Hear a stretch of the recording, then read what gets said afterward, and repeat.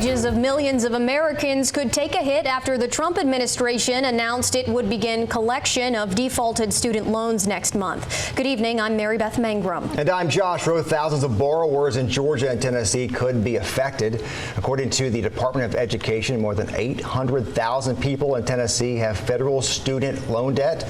On average, each of those borrowers owes $36,000. In Georgia, 15% of all state residents have student loan debt. This announcement brings to an end COVID-era policies that put a pause on loan payments. News Channel 9's Ja'Kai Spikes explores how this policy reversal will affect current college students and graduates who are working to pay off those loans. After a pandemic pause made those with student loan debts put their payments on hold for several years, now those people are learning that it's time to pay up again.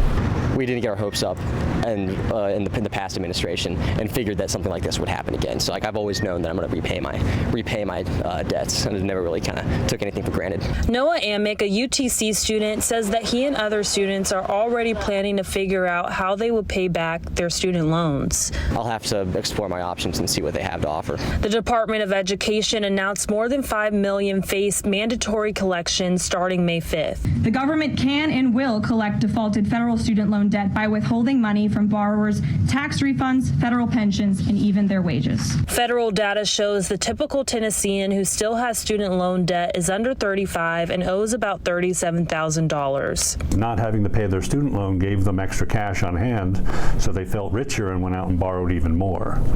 So for a lot of people, you know, the pause in having to repay actually ended up with more debt because they made, again, more bad choices. UTC professor and chief economist of the Center for Regional Economic Research, Howard Wall, says that even though it's an unfortunate set of circumstances, it's not always the borrower's fault, but now it's their problem. We were also promised that the student loans would be canceled, so the payments were delayed. They were told the loans were going to be canceled.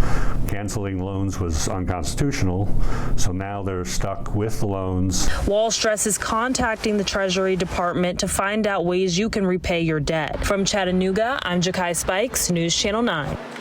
All borrowers who are in default will receive an email from federal student aid over the next 2 weeks, which will contain different methods they can use to repay the loan moving forward.